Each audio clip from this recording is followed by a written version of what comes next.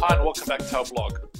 A few times now in the past we've tackled the question of why homeowners, investors and landlords hire professional property management companies.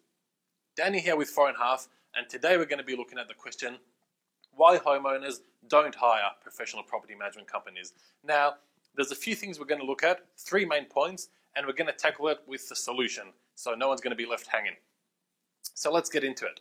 So the very first point of why people do not hire professional property management companies is the clear understanding of what a professional does, right? So, for example, if an investor, a landlord, a homeowner out there thinks that all a professional does starts and ends with rent collection, so obviously the understanding is that, why would I hire someone to do that for me if I can do that on my own?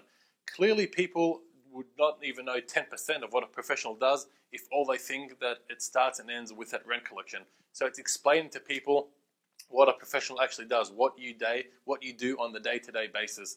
And that includes all your services and everything that the company does to manage a rental property.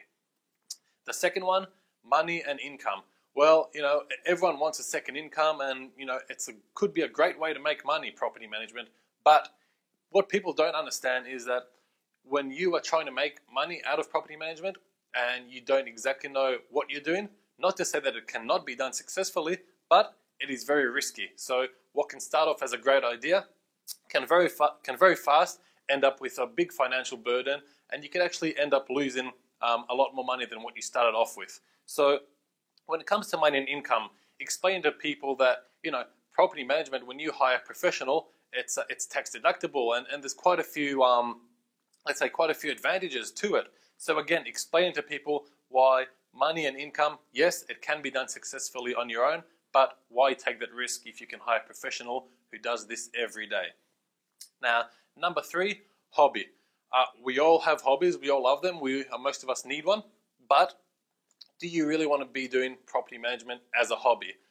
Unlike swimming, taking hikes, which is an hour a day or maybe 2 or 3, property management is a full-time job. And again, it comes back to this number 1, a clear understanding of everything that professional property management involves.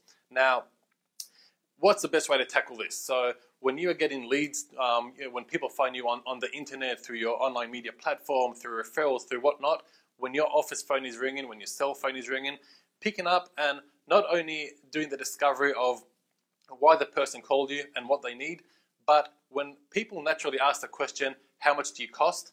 It's purely because they do not have a clear understanding of who you are, what you do. So once you get past the question of, how much do you cost, and people are surprised to hear, and they may claim that, you cost a lot, and so on, explaining to people and educating people on what a professional property management does is crucial. If you're doing it through your video blogs, if you're doing it through your ads, if you're doing it through anything to do with your company and advertisements, make sure that you are educating the public on what a professional does.